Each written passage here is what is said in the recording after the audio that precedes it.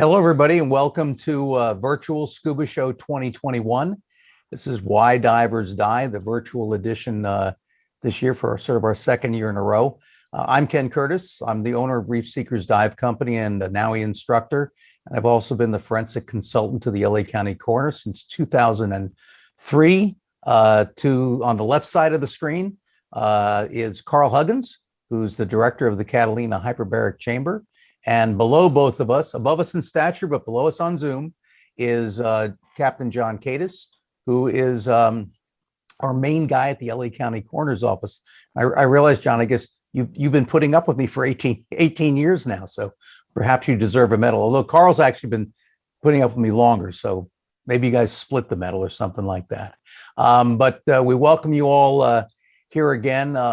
It's a little different than our normal thing. We are not able to take questions or anything this year, so we'll hope we're able to answer all the questions in our presentation. But why don't we get going with John? And John, you can set us up with sort of how the coroner's office works, and then we'll get into the four cases that we have that actually happened from 2020. And again, just to remind everybody watching, we are dealing with actual cases.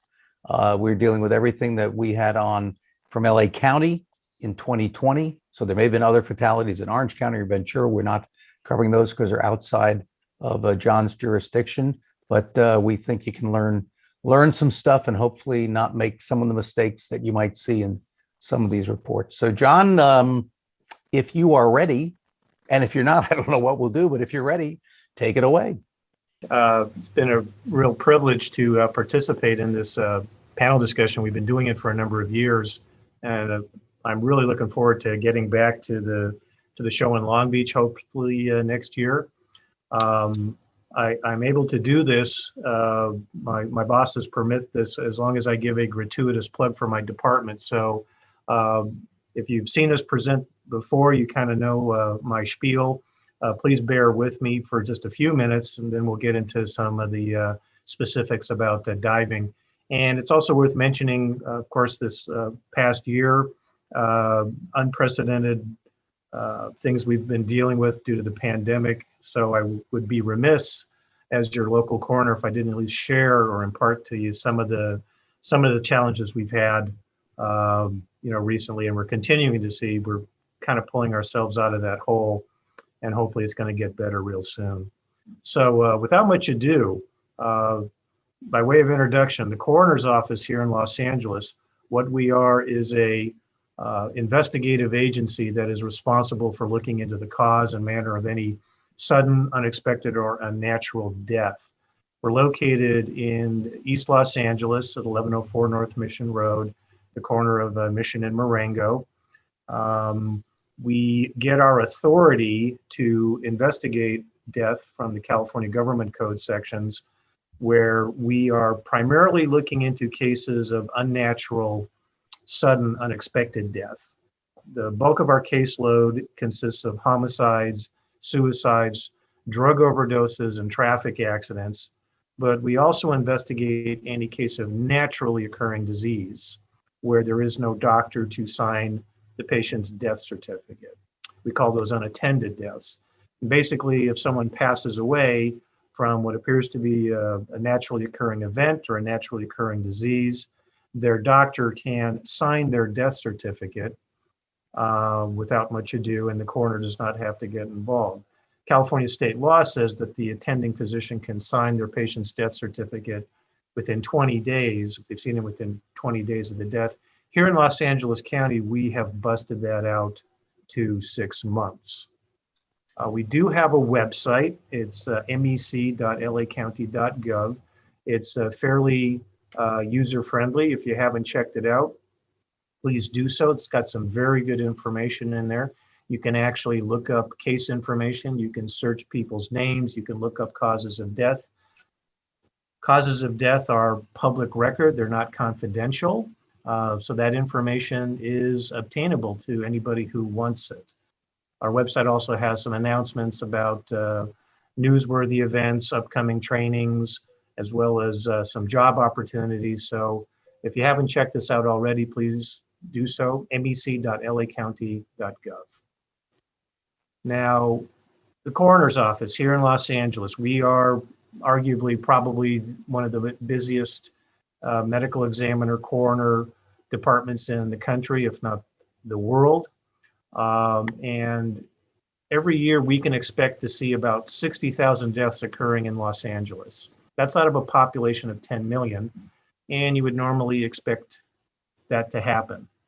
And interestingly enough, only a third, maybe 20,000 of those cases fall under the coroner's jurisdiction. That's because the death is sudden, unexpected, or unnatural. These are the suspicious deaths that are reported to us by law enforcement, hospitals, and mortuaries. And the point I normally make when I show these numbers and I show these statistics is to try to convince or convey to the general public that if you have a death someplace, chances are the coroner is not going to get involved. Only about a third of the deaths that occur are under our jurisdiction. And even then, the deaths that are reported to us by different agencies, we reject about half. 10,000 of the cases that are called into us, we reject, we decline. The coroner has that authority in California. We can choose to not take jurisdiction, and we can direct the reporting party to have the decedent go directly to a funeral home or mortuary without much ado. And that leaves us with about 10,000 cases to actually investigate. We make it official. We will write a report. We will do some level of inquiry. But then we are only doing about 6,000 autopsies. So the take-home message to the general public, when you look at those numbers, number one, of course, we're very busy. But more to the point, if you have it, as I said before, if you have had a death occur, you only got about a 1 in 3 chance that the coroner is going to get involved at all. And then maybe about a 1 in 10 chance that the coroner will be performing an autopsy on that person. The reality is that the vast majority of people who pass away are dying from naturally occurring diseases. They're elderly, they're in a clinical setting, they're under a doctor's care, the coroner does not get involved. And even if we do, it doesn't automatically mean autopsy. We do not have to do an autopsy in every case, and that's really important to let people know that even if you've had a friend or family member pass away and the coroner's involved, doesn't automatically we have to do an autopsy. When families object to autopsies for personal reasons or religious reasons, we usually honor that request. We work with them and we can resolve that usually to their satisfaction. Now, this screen, I added a little asterisk up there because as you might already realize, this last year and due to the pandemic, not a normal year. We experienced an additional 23,000 deaths due to COVID-19 here in Los Angeles County alone. Of course, that is, I could spend an awful lot of time talking about the pandemic and giving you some details about our response, but needless to say, it impacted things greatly. But if you recall, I said just a little while ago, the coroner does not really investigate cases of naturally occurring disease. Communicable diseases like COVID are reportable to the coroner, but we do not have to take them, and we, generally speaking, do not have to investigate those types of cases. Vast majority of people who passed away from COVID died in a clinical setting. They were under a doctor's care. Their doctor signed their death certificate, and we really didn't have anything to do in the way of an investigation. So there were about 22 to 23,000 COVID-19 deaths in the county of Los Angeles. My department only investigated maybe 900 of those. So we did not get involved. However, as part of the mass fatality plan for the state of California and mass fatality plans across the country, the coroner is responsible to, or is required to assist hospitals with their overflow in a mass fatality incident. So we did step in and we did have to assist a number of hospitals throughout Southern California. And at the peak, which occurred pretty much around February, March, we had an additional 1,100 bodies in storage. Normally, operations, we would expect to see maybe 300 to 350 bodies in storage. So that impacted us greatly. Of course, the impact on the community, our partners in the mortuary and death care industry were overwhelmed. So there are lots of lessons learned and a lot occurred. But in case you wanted more details or you were interested, when a coroner's office has to handle a mass fatality event, this is kind of what it looks like. We purchased 18 refrigerated containers and we obtained 14 refrigerated trucks. And this is a very typical of the scene that played all across the United States and across the world. This is how we handle something like this. I could probably give a 3-day seminar on the lessons learned on how we handled this pandemic and the lessons learned and all of our challenges.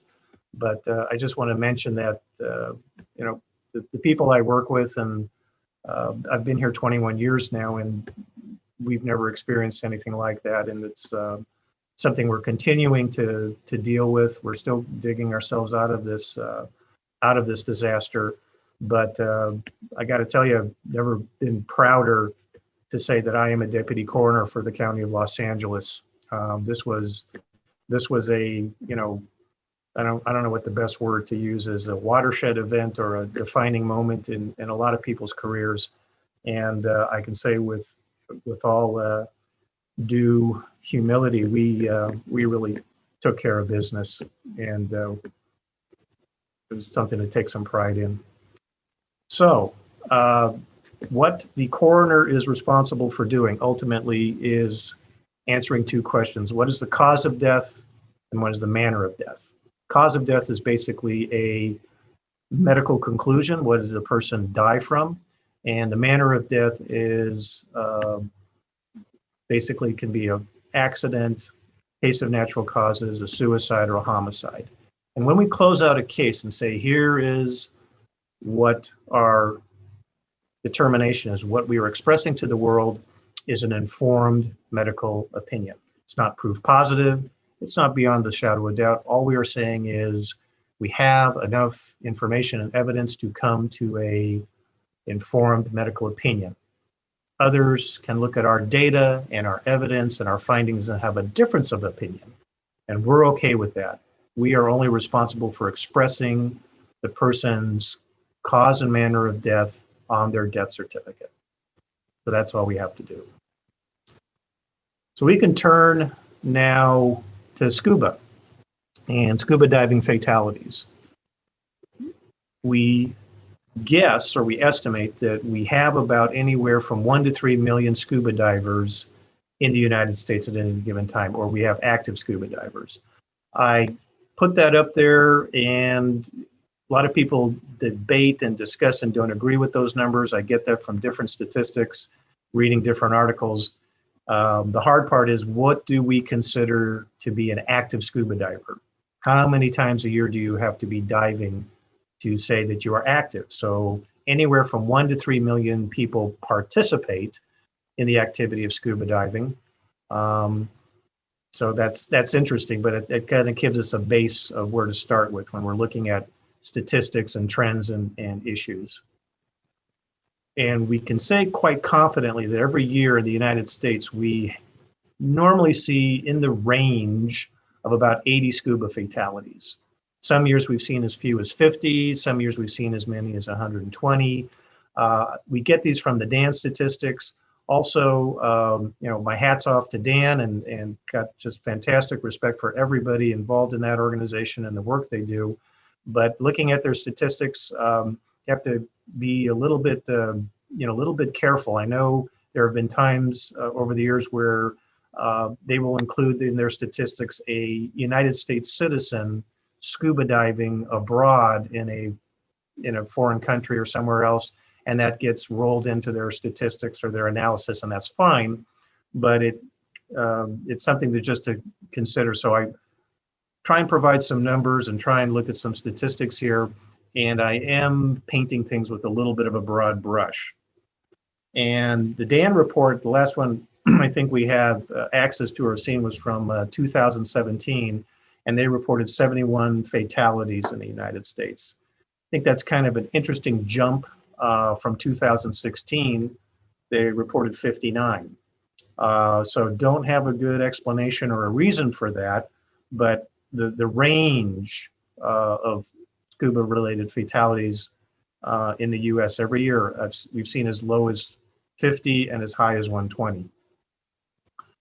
And here in Los Angeles County, fairly confident in telling the world that we normally see about 5 scuba fatalities in the county. That's an average. So that's just kind of a good number to kind of hang our hat on. 5 is the number. And Dan statistics and a lot of other researchers and scientists on the topic will tell us that we see about 40% of all scuba fatalities having a medical complication or a medical component attributing to the death or contributing to the triggering event or something that ultimately led to a fatality. So if we look at the number of deaths here in Los Angeles County that occurred due to scuba diving, I've got some fairly good statistics going back to 1994.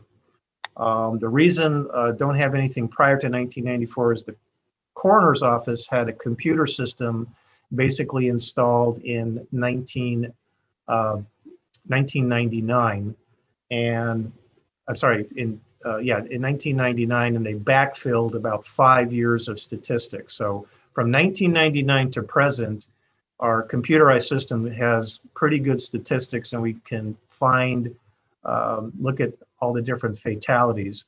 From 1994 to 1999, that's a paper system, so those statistics you have to take with a little bit of grain of salt.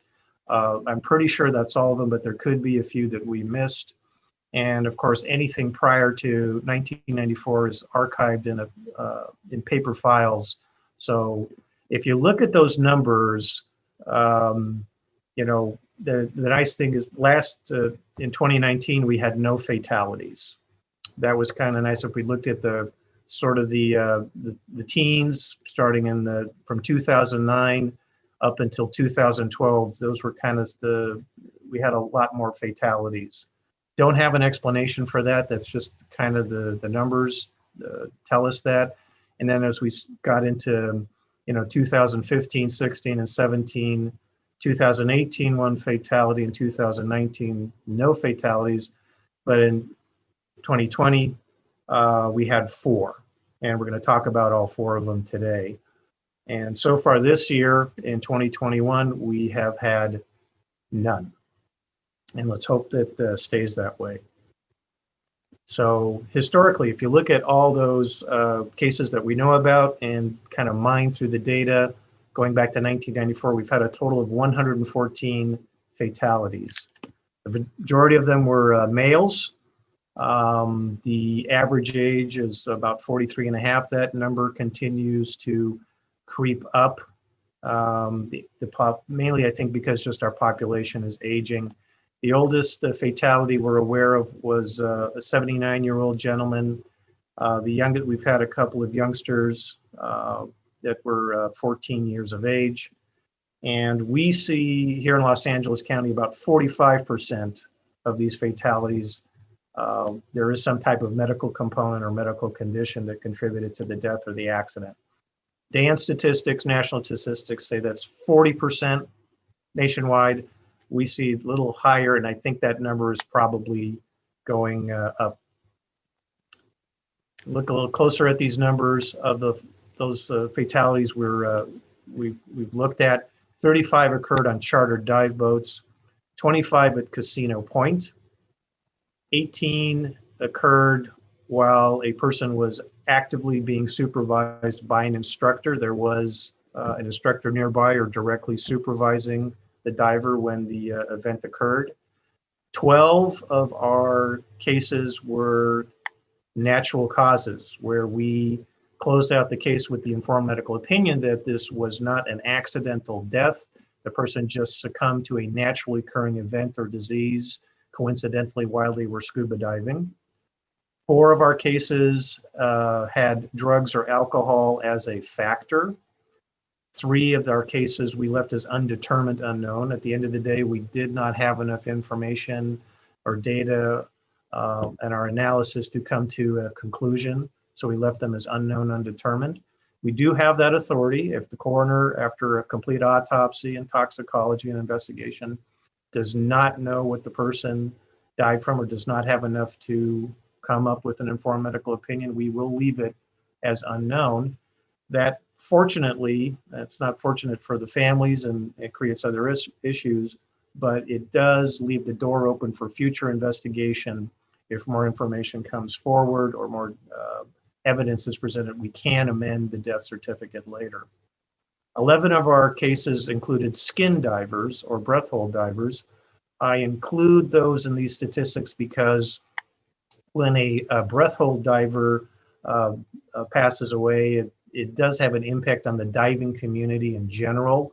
I do not include people that are just snorkeling off the back of a boat or snorkeling at the beach. These are people who are actual breath hold divers where there's some equipment being used like a weight belt and a wetsuit. Those are in there as well. We have had 4 rebreather cases, divers that were using rebreathers, and there was a fatality. 5 commercial divers, and 5 commercial divers, what I mean by that is these are people who had a fatal accident while they were employed or working in some capacity as a diver. Not aware of any true commercial deep divers when you think of the term commercial diver, someone with a hard hat working at extreme depths on an oil rig or something like that. I'm not aware of any fatalities occurring in LA County since 1994. The next bullet point, the second from the bottom, is kind of an interesting one for me. We've only seen 2 fatalities where traumatic injuries were a factor. And I think the reason I find that interesting is we all know diving is a somewhat hazardous environment. You are in the water, there's boats and propellers and anchors and spear guns and sharks and sharp rocks and waves. So I find that interesting that we've only had 2 cases where the diver sustained some trauma that contributed to the death. And the last bullet point is an interesting one. A number of years ago, we did have a mine diving accident.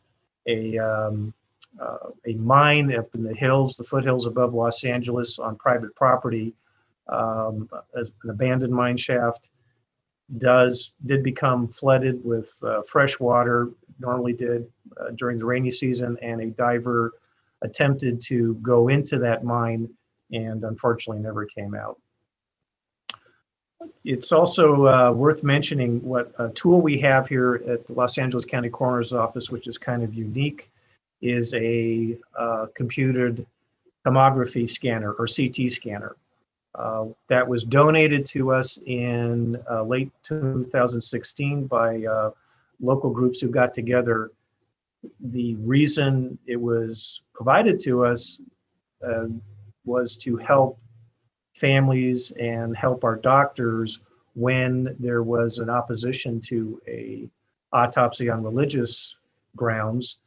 Having a CT machine employed made it a little bit easier for us to honor families' wishes when they were opposed to autopsy.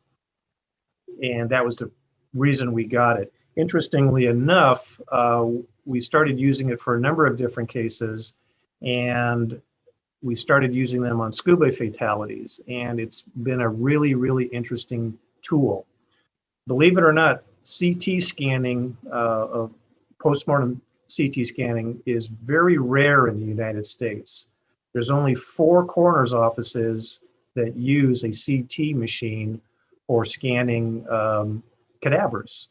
There's us here in Los Angeles, there's Albuquerque, New Mexico, there's Dover Air Force Base, and there's Baltimore, Maryland. There are only 4 places in the US doing this right now. CT scanning of of bodies is much more common in Europe and in Asian countries, but kind of rare here. And scuba fatalities being where we use the CT machine is very, very interesting. We seem to be moving in a direction where we're learning a lot more about interpretation of the scans done on a diver, and it's exciting stuff. Our challenges over the years when we do an autopsy, it's very difficult to specifically detect or find or prove that a diver has had an embolism or some type of barotrauma.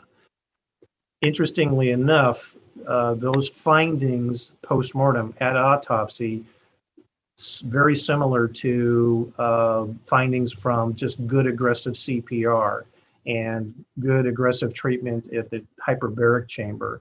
You still see air bubbles trapped post-mortem, and it's difficult for our pathologists to distinguish the difference between a injury that occurred while diving and just an artifact of post-mortem changes. The other thing that can occur is decomposition can cause air bubbles or gases to be produced in the bloodstream post-mortem. Even though the bodies haven't been dead that long, we still see that as a factor. And the CT machine is an excellent tool to help our doctors make that distinction in a post-mortem examination. And it's kind of cutting edge. It's kind of new stuff. It's exciting. Not that many people in the world are experienced in post-mortem interpretation of CT findings, but a few of my doctors are writing the book, and stay tuned for further developments. So we want to switch to the cases now. We're going to talk about 4 of them that occurred here in Los Angeles County. Whenever we present these cases, do put a little bit of a disclaimer, a little bit of a caveat. These are real cases involving real people. The causes of death that we're going to show up here are the official final determination that the coroner provided. When we give you the details of these cases, we do take a little bit of poetic license. We do change some of the factoids. We do withhold some information, and we do that to try and preserve the integrity and some of the privacy of the survivors and friends and families. So some of you may be very familiar with these cases. Some of you may have witnessed this. Maybe you were there, maybe you heard something. So if you see something that is not correct, if you do not agree with it, and there's a tendency to say, wait a minute, that's not true, you're probably right. That was us taking a little bit of, a little bit of editorial liberty in making some adjustments or some changes, but we want to try and communicate what we think are the best lessons learned. What can we impart to the diving community in general that might help somebody understand? That's our focus. We're not here to play the blame game or point fingers or accuse anybody of anything. These are just terrible, terrible tragedies. And we're doing this in the spirit of trying to share some good information that hopefully might avoid a fatality in the future. Okay, so our first case occurred in August of 2020. It involves a 41-year-old Asian male who's 6 feet 1 inches tall and weighs 248 pounds. He was diving from a chartered dive boat at the oil rig Eureka here off the coast, and he had paired up with 2 other buddies on the boat, and they had planned to all dive together as a team of 3. Now, best information we had is that he was described as a novice diver, and the other 2 that were in his buddy team had dove with him before. They knew each other. They had a dive plan where they were going to have the decedent dive in between the other 2. One would be above and one would dive below for the purposes of monitoring him. They could keep their eyes on him while they were diving at the oil rig. The maximum of depth was planned to be 90 feet, and the plan was to conclude the dive when the first person got down to 2,000 psi. I think one or two of them were planning also on taking scallops. That was the purpose of scuba diving that day. Upon entering the water, the three-man team had to do a 30-yard surface swim from the boat to begin diving on the rig. I understand that's normal.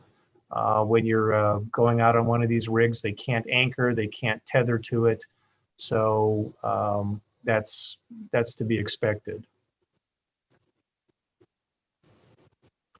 So at some point during the dive, the decedent approached another diver. Apparently they did separate. He separated from his other two buddies, and he approached another diver that was not part of his team, and without any communication or any warning, he grabbed this other diver's alternate air source and started breathing off of it. The pair then began a controlled descent, and this occurred at about 70 feet. Not really clear if there was a communication between the two, but the other diver who was offering up the alternate air source realized that, well, we've got to go up to the surface together, so there was a controlled descent. When they got to about 30 feet, our decedent basically aborted and shot up to the surface, leaving the secondary air source behind.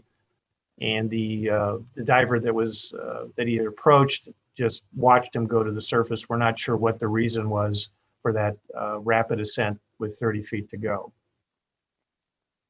So the decedent was found unresponsive at the surface, and they noted a red-tinged foamy emesis trailing from his nose and mouth.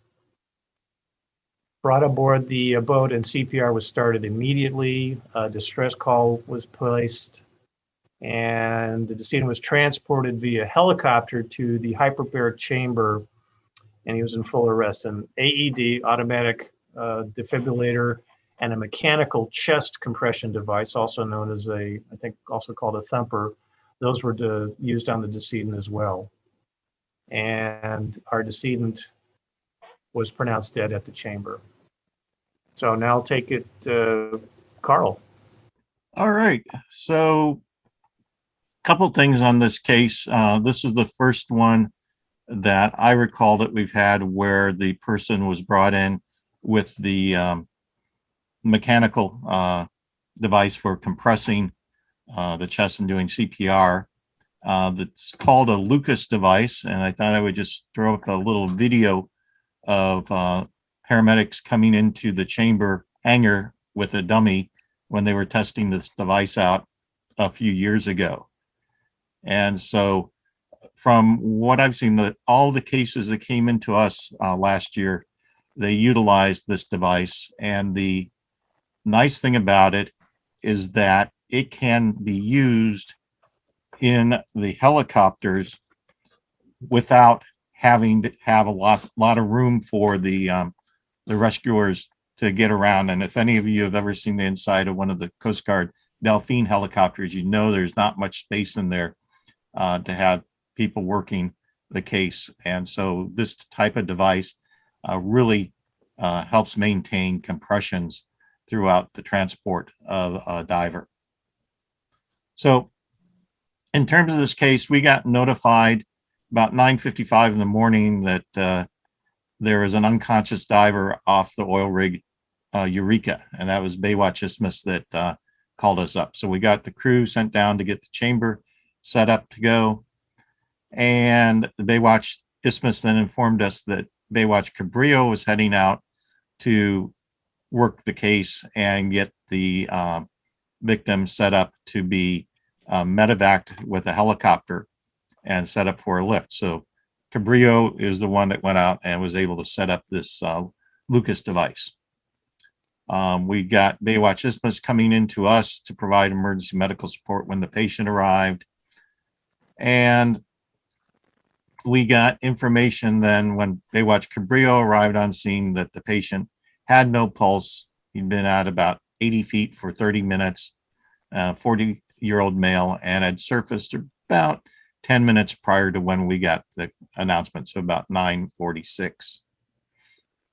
There was some confusion then between the Coast Guard and the Baywatch in terms of where the patient was going. We got word from the Coast Guard that the patient was going to mainland ER, but eventually it was sorted out, and it was that the patient was coming to us. We got permission from our hyperbaric physician to compress the patient when they arrived, and they arrived at 11:15 at the chamber. So that's a little over an hour or more from when the call came in.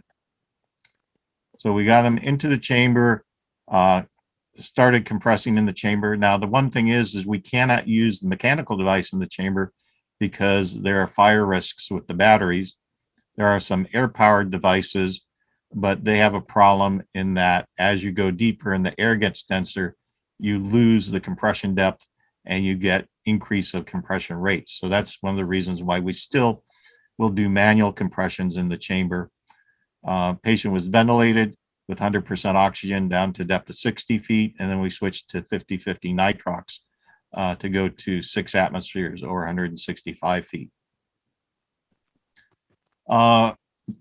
Patient didn't have any change in status upon reaching 6 atmospheres. Our hyperbaric physician arrived by helicopter a little bit later, and because we're almost at the end of our time at 165 feet and we had no response whatsoever, the physician called or pronounced the patient dead at 12:05, or about 2 hours and 20 minutes after the diver reached the surface. So this person had a lot of attention, and we gave whatever chance we could to this person. The body was then locked out of the chamber with the tenders remaining inside, because now they had to go through another 2 hours of decompression in order to get out of the chamber safely. And because this was sort of our first full arrest case in the time of COVID, we were very aggressive at ventilating the chamber. We gave the tenders inside many more personal protective devices, face shield and clothing. And the nice thing about the chamber is that if you have somebody on our oxygen system and they're exhaling into that system, then that exhaust goes outside. So it's a great negative pressure room in that it sort of sucks the exhaust out of the chamber and does not allow it to accumulate in the chamber. That being said, we still had the coroner's office do a test, and it was found that the patient tested negative for COVID. So that's sort of the information that we collected and sort of our protocol on this case. So Karl, quick question before I get into my stuff from an instructional end, where you say you went down to 165. Is that because you suspected an embolism, or is that just sort of standard for every treatment you're going to do? That's because we suspected an air embolism where you've got rapid ascent, immediate onset of symptoms, generally person going unconscious. So that's our standard protocol, because if there is a gas bubble in the brain or in the heart, then we want to try to squeeze that bubble down and try to reduce the area of blockage as much as possible. So from an instructional standpoint, I mean, let me start off with saying, you know, the oil rigs, you really need your A game on. The oil rigs is not a place to go, like Farnsworth Bank's not a place to go and say, gee, I hope everything works out okay. And one of the things we see over the years in terms of problems with divers can be task loading, that if something goes wrong and you don't deal with it, then maybe something else goes wrong. And at some point you have too many somethings going wrong. So we always suggest, if you have a problem, try to solve that problem first. And if you can't solve the problem, abort the dive. So here in some of the narrative we got, we understand there may have been a problem with the computer before they went in, and there were some buoyancy problems at, you know, the surface. And at the oil rigs, buoyancy is like the name of the game, because at Eureka, it's about 700 feet deep. So, you know, that might have been a good time to reassess things. But again, the dive went on. So the dive plan, according to the two buddies, was to go to 90 feet. They were going to do one, the guy in the middle, one on top of the other. The problem there is the lower diver can't really see the diver in between unless he's doing a lot of that. So if you're going to do a 3-person buddy team, I like 1, 2, 3 across like that. They did say, they were going to surface at 2000 PSI, and we feel that the victim had run out of air. So one thing you also have to remember to do here is if this is what you're doing, everybody's got to be asking everybody else, how much air you got, how much air you got. Because if you're starting with 3000 PSI, assuming an aluminum tank, to get down 1000 PSI at 90 feet, especially if you're taking scallops, that's not going to take too long. So our assumption is that the guy ran out of air, and that's why he went over and was separated at that point from the other two, which is why he went over to that third diver. And there was an octopus available. So at this point, the situation was still perhaps salvageable, and even as they started their ascent. And if you were that other person who this guy's coming up to, I mean, the best advice we could give, as best you can, because someone who's out of air at that depth is going to be in a little bit of a panic anyhow, is just try to get them under control as best you can. You don't need to start going up this second if you've got plenty of air and that person's on the octopus. Most BCs nowadays have a chest strap. Maybe if you can grab the chest strap, that gives you a little bit of control on the diver. It may give them a little bit of comfort, because what you want to do is try to calm them down on the ascent, because we don't really know why this diver then left the octopus at about 30 feet and went up to the surface. One thing John and I have talked about is maybe the idea is you're getting up there and in your brain, you want to get to the surface, and you get close enough now, you see the surface, and you just take off. So, you have some issues here maybe with dive planning and not the greatest plan in the world. And you can look back on stuff. And again, the big takeaway here is if you start to have problems, solve them as best you can right then and there. Don't figure everything will work on out, because if everything gets worse, it gets really worse. John, you want to take us to the cause of death? So needed to also mention on this case, the autopsy revealed a heart that weighed 375 grams. Now, the normal weight of an adult human heart is about 330. That's the average. So for this person's age and size, that's normal. That's good. We saw that he had 30% occlusion of the left anterior descending artery.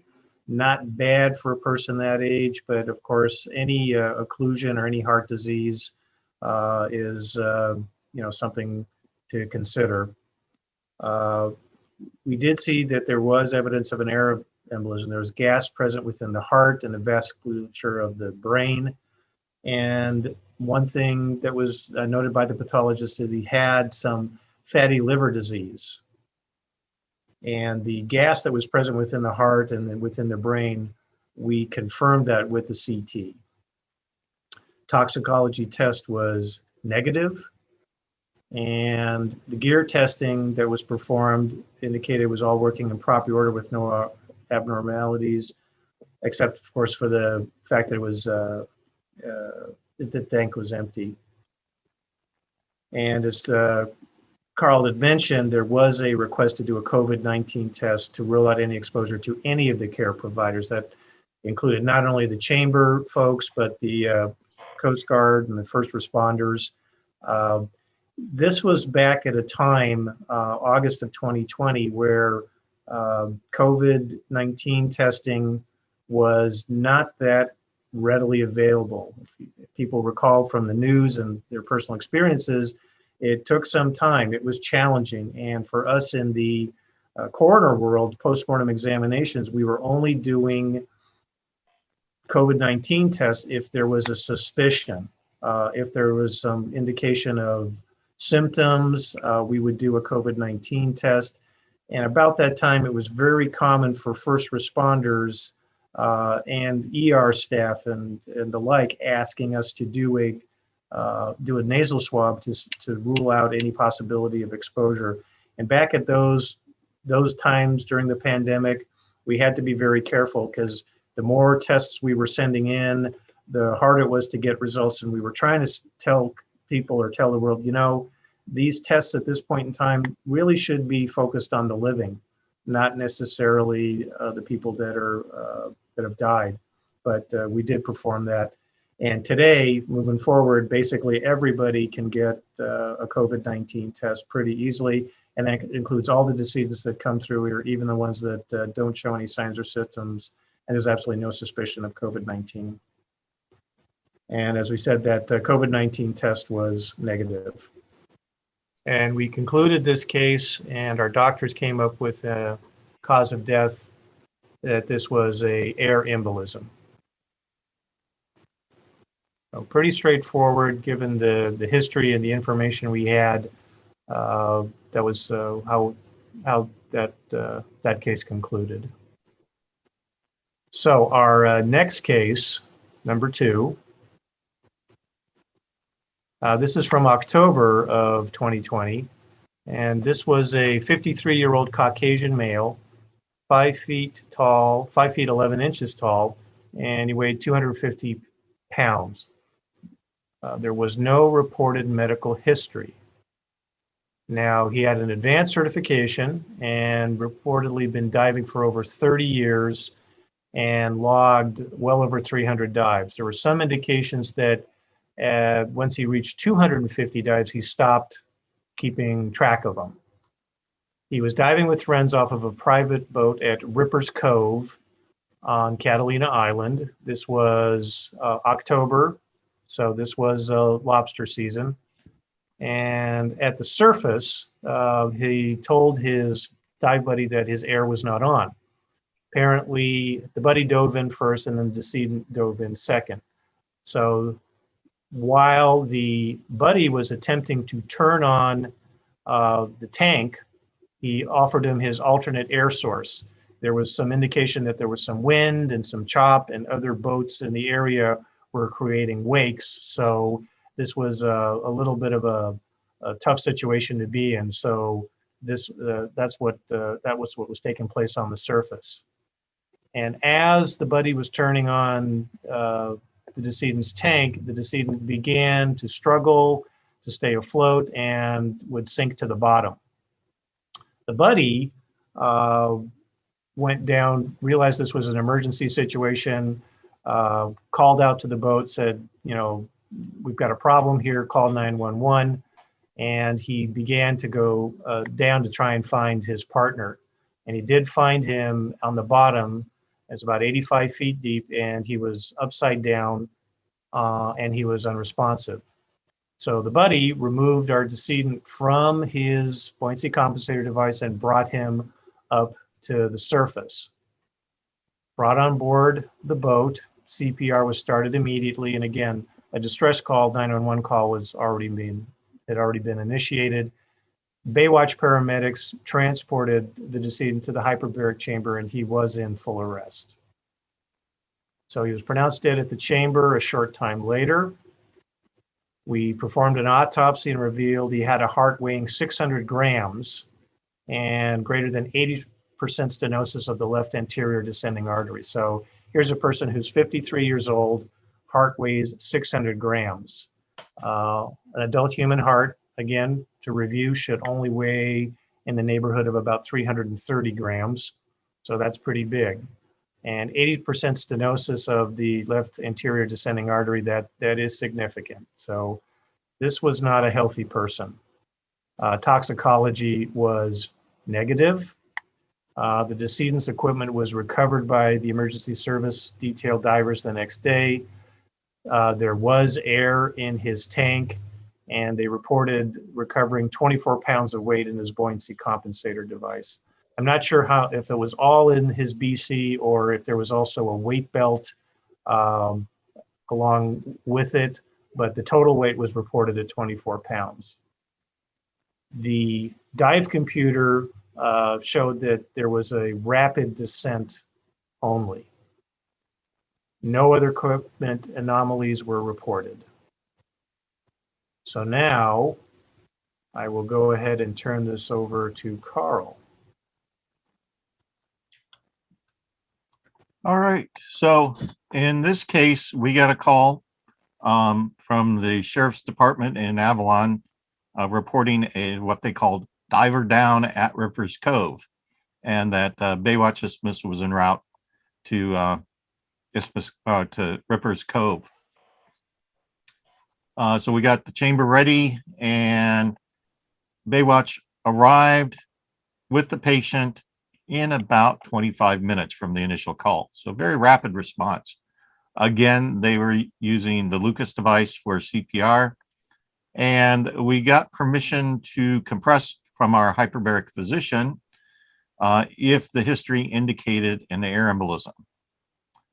Baywatch got the patient back up into the hangar and gave the report of the history, which indicated that the patient had problems at the surface and sank, and that there was no ascent involved in the injury. And the decision was made not to compress because it didn't indicate an air embolism.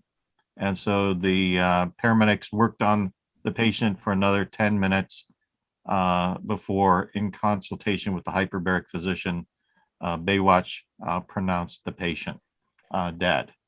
And so in this case, we did not compress because there was no history or no indication that there was an embolism that may have occurred, because it was a problem at the surface, sank down, so no rapid ascent and possible air expansion in the lungs to cause problems. So from a instructional standpoint, this is one of my big buttons, actually. Two major points here. Number one, when you take the regulator and hook it up to your tank, and I still see a lot of people do this, turn the air off. Please don't do that. If there's a regulator over the yoke, the air should be on.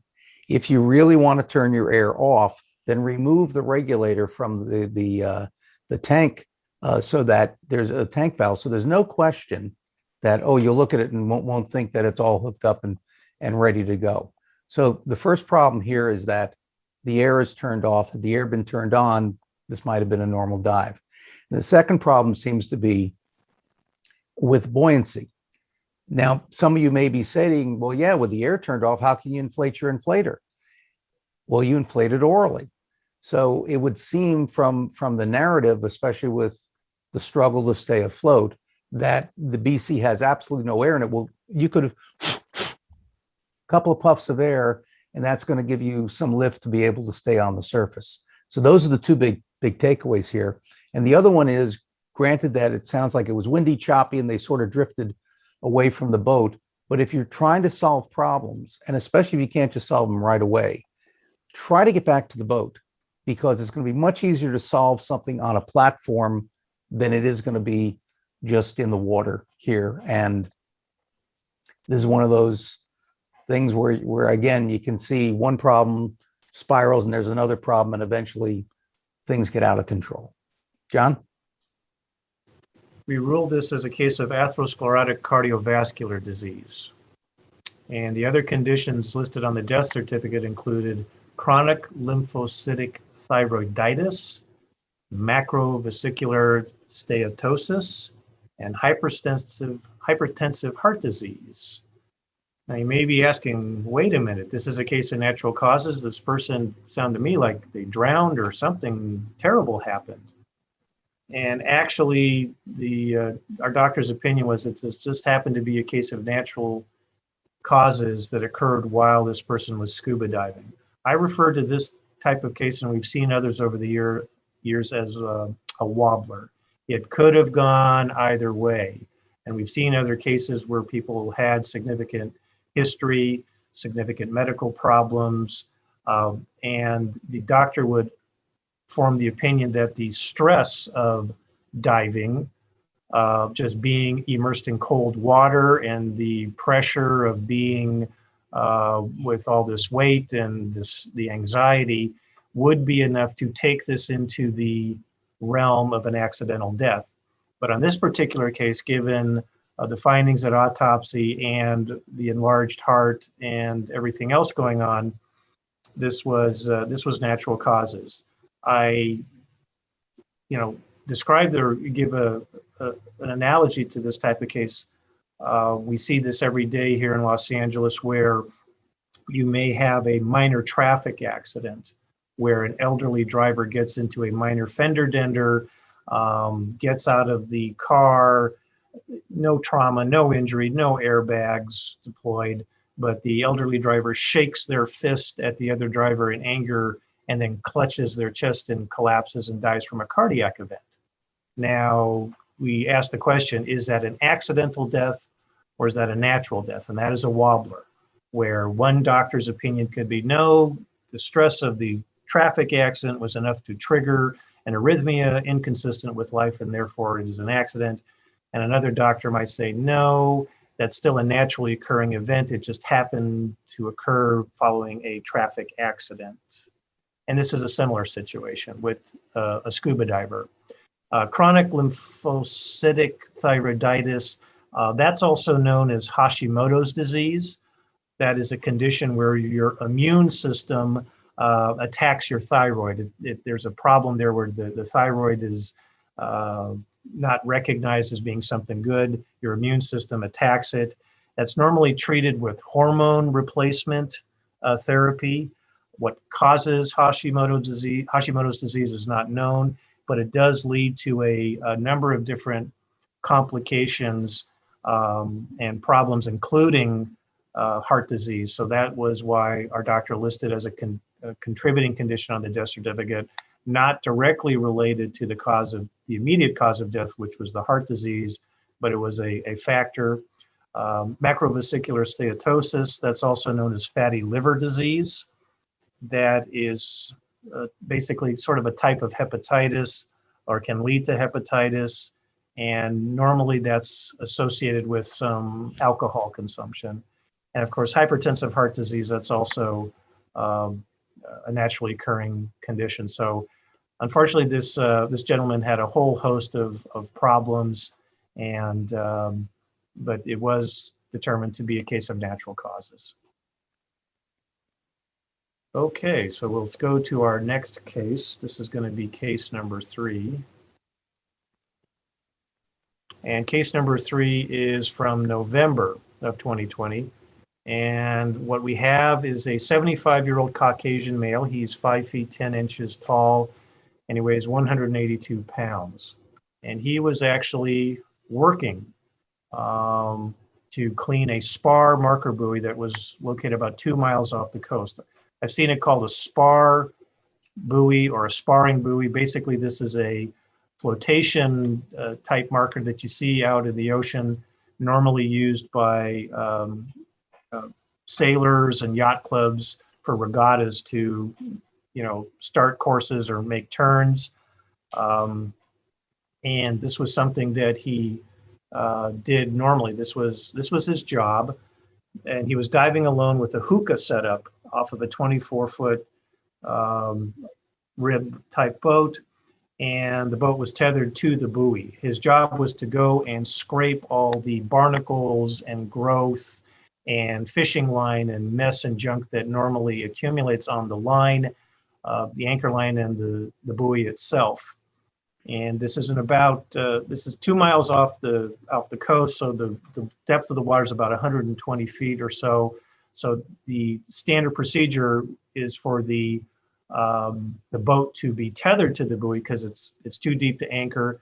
And there was a boat operator, but his job was just to operate the boat. He was not acting as a tender in any way, shape, or form. The hookah line was attached to an aluminum 80 CF tank. There were 2 tanks there, and the decedent was not using any type of a pony bottle or bailout bottle. Normally what he would do would be to take care of business. He also would clean the bottoms of boats and use the hookah setup and would basically exhaust the air in the tank, or he would know after about 45 minutes of performing his work, it was time to come back up and swap out the tank. He did not rely on anybody on the surface to monitor or do this for him. That was entirely his job. And he normally wouldn't dive any deeper than 65 feet, whether he was tending to a buoy or a marker or cleaning the bottom of a boat or a dock or whatever. So after being under for about 45 minutes, the boat operator noticed that no more bubbles were coming up, and he did not hear any air exchange, no more sounds coming out. So he became concerned. So he tugged on the air hose, gave it a little tug. His intention was to get the attention of his diver down below, and he realized it was stuck. It was not going anywhere. So he realized there was a problem, obviously, so he made a distress call, and rescue divers from the sheriff's department and county fire responded to the location. Divers went in and they found him in about 40 feet of water, and his legs were entangled around the anchor line for this buoy. So the responders used a knife to cut the anchor line in order to extricate him. He was taken to shore in full arrest, and again, an ED and a thumper, or one of these devices that Karl was showing, that was deployed also. And unfortunately, he was pronounced dead at the dock. His medical history included a bypass surgery in 2019. That's so not that long ago. He had heart surgery. The medications he was taking included atenolol, rosuvastatin, and tamsulosin. Atenolol is normally prescribed to treat hypertension or high blood pressure. Rosuvastatin, that's a statin, so that's for hyperlipidemia or high cholesterol. And tamsulosin, that's something you would normally give to someone to treat an enlarged prostate. So at 75 years of age, that's not unusual for someone to be taking that type of medication. His toxicology was negative. So I'll turn it over to Karl, see if there's anything on the chamber side of this. So this is an easy one because we did not receive any call on this one. I think I found out about this the following day. The reason is because of the history of the accident, and more than likely the people who responded to it knew that it was not something that would be treated in the chamber. And so we probably didn't receive a call for that reason. But we had no indication that day of anything happening on the other side of the channel. So you didn't even get a standby call? No, didn't even get a standby call on that one. So from an instructional standpoint, a lot of those of you who know me know that I generally don't have an issue with diving solo, but this is certainly one case where you can make a very strong argument that had there been a buddy, perhaps the buddy could have helped. Because the other issue gets to be here was two issues. So we have an entanglement issue, and my assumption, and there's no real way to know this, is that he's entangled first, and because he's entangled, that's what ends up he ends up running out of air. But the other thing to remember here is we don't know exactly where that occurred in the timeline. He's also got no pressure gauge with him because on the way the hookahs usually work, you know, he's got a hose to his regulator, but the pressure gauge is probably up attached near the tank. So he doesn't really know how much air that he's got or anything like that, which is a problem. But also it's a type of thing, if you're going to be diving around this kind of the buoy and everything else, I believe he had scrapers and all kinds of stuff, but may not have had a knife. Now it could have been dropped and just not found, but you want to have a knife, you want to be able to cut yourself out, even give some thought in cases like this to maybe you can't get your legs out because the fins are getting caught. So take your fins off and just get your legs out. But it's a very tragic accident, and I'm not sure this is the way he did it a lot of times. So the other takeaway for this is sometimes just because you do something over and over again, nothing bad happens, it doesn't necessarily mean it's a good idea and a good plan. John? So the cause of death on this was ruled to be asphyxia due to drowning. The doctors also added arteriosclerotic cardiovascular disease on the death certificate. So this was another one that there's a medical component contributing to death. This is a straight up accident, but this is why we see now, I think, 45 to closer to 50% of our cases over the years, and I think the numbers are going to continue to go up, where we have these significant heart conditions and diseases are contributing to the death. Yes, this person drowned, but they had enough heart disease on board for our doctors to say this was a contributing condition. This was part of that process. So so the health of the diver and the health of all of us in that diving community, that's something to be considered very carefully. So our next case, the last one for today, is case number 4. This is again in November of 2020. And this is a 45-year-old Hispanic male. He's 5 feet 10 inches tall and weighs 194 pounds. And he is diving at night with a private instructor, one-on-one, Casino Point on Catalina Island. And then approximately 20 minutes into the dive, the decedent began to surface and was followed by the instructor. No indications there was a problem or any communication or desire or issue. The decedent just began to surface at what was described as a controlled descent, so the instructor was merely following. But at the surface, the decedent then communicated to his instructor that he needed some help. He was in some level of distress, so he had to be towed to the staircase. Bystanders at the steps assisted the student out of his equipment, and at some point he became unconscious. 911 was called through the emergency, whatever you call it there, the emergency tower or the call box, and he was transported to the chamber in full arrest and pronounced dead there.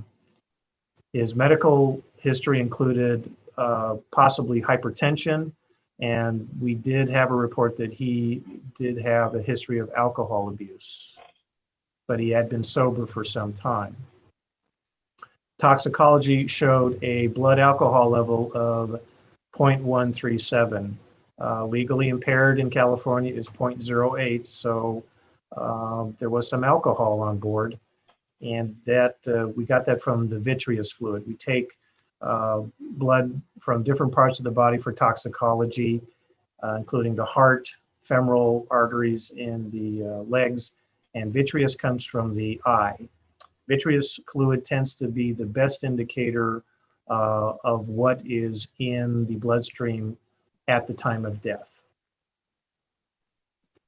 So our autopsy showed he had a heart of 410 grams, which is a little on the high side, but not outside, not too dramatic.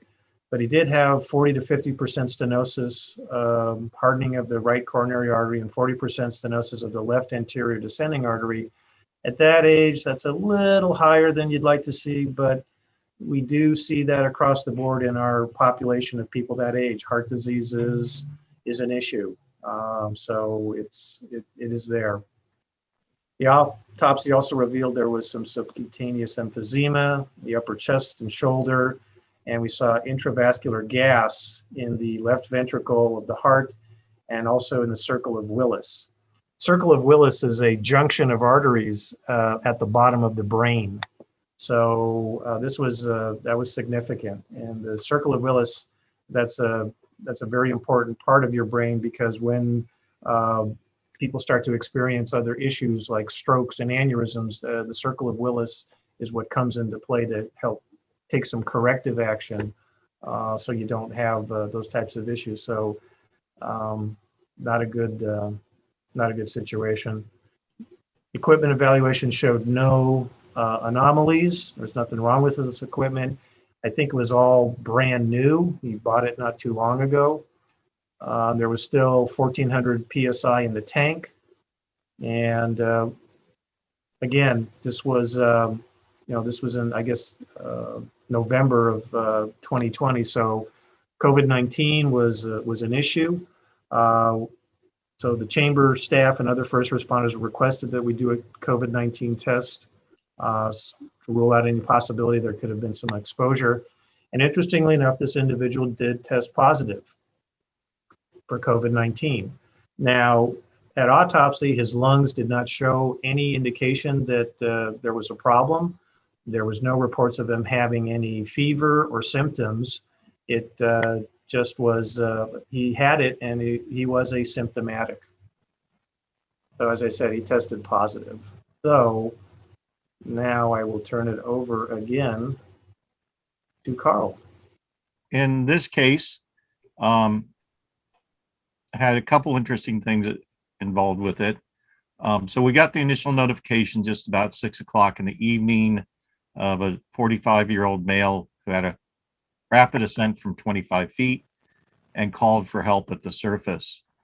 We got the crew down to the chamber, and basically we're then informed that the patient was in full arrest, and that Baywatch Avalon was on their way. Baywatch Isthmus arrived to provide support here at the chamber, and we got permission to compress when the patient arrived. So we can get permission over the phone from our hyperbaric physician to start the treatment. They arrived with the Lucas device again. The patient was put in the chamber and we switched over to mechanical ventilations and did that down to 165 feet or 6 atmospheres. At 165 feet, there was some electrical activity that was detected. So we're starting to see some pulse, but that tended to be right after they pushed the cardiac drugs.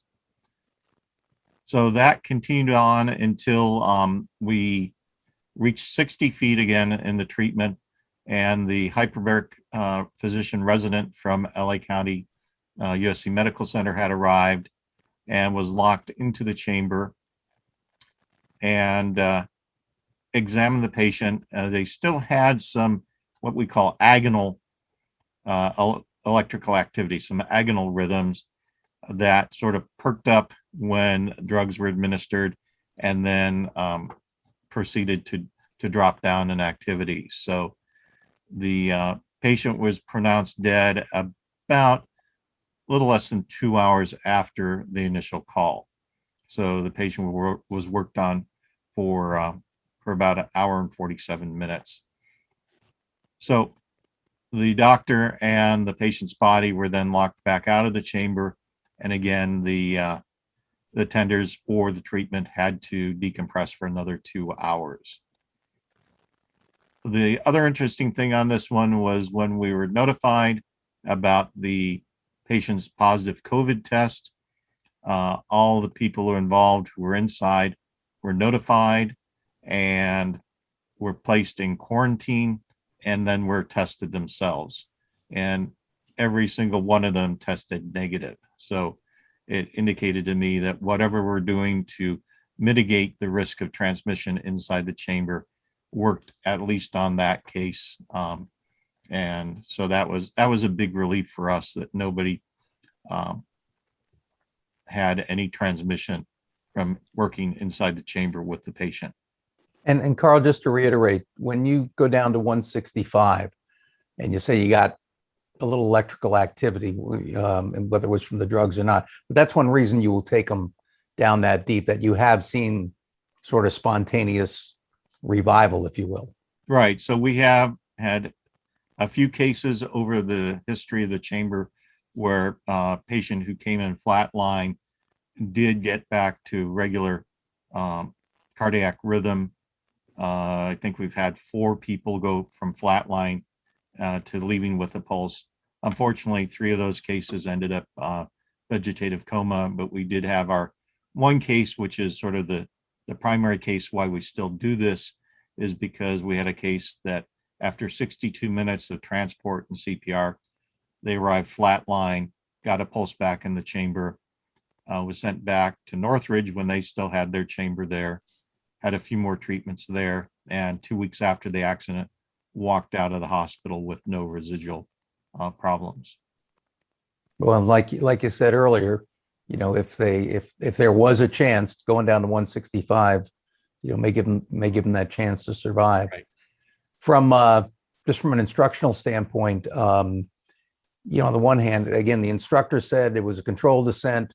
The report Karl got said it was a rapid ascent, but the point is, here's someone who, with 1,400 psi left in their tank, they felt there was something wrong underwater, and at least they had the presence of mind to abort the dive. Now, the autopsy with the subcutaneous emphysema would probably indicate that there was some sort of a breath hold going along the way or as they approached the surface. And if you just look at everything and you sort of say, well, what could possibly have gone wrong? From my mind, you have to go back to that 0.137 blood alcohol and say that's got to factor into judgment or whatever else is going on. So again, you know, we all know the phrase "don't drink and drive," and it applies to scuba as well. Don't drink and dive. John? So the cause of death on this case was listed as a arterial gas embolism. So kind of in conclusion, just want to say to everybody, the take-home message, I hope we got some take-home messages today from all this, but I think overall I just want to, you know, impart to everybody the importance of just good physical health. Take care of yourself, watch your diet, get plenty of exercise, particularly if you're a scuba diver. You know, take good care of yourself, go to the doctor, listen to what your doctor tells you, take your medication, and that's where I think that's the best way to avoid being a statistic, is just having a good outlook on life and taking care of yourself. The amount of heart disease and all these other conditions that we kind of showed on these cases, I think particularly someone like myself, when you start getting into your 50s or so, it's time to take your health and your style of living, your stress level. You need to take that kind of stuff very seriously. Not only if you're a scuba diver, but in everything you do. That's, I think, the best bit of advice that I can give to the general public, from your coroner to you. Just take good care of yourselves and be healthy. So here's our information. If anybody would like to ever get a hold of us for any reason, even if it's not a dive-related thing, I am your coroner. So don't be afraid to ask questions if you want to know about something. We do talk to the living. Don't be afraid of us. You know, we are accessible. So, you know, that's pretty much all I have. Anything from Ken or Karl in conclusion?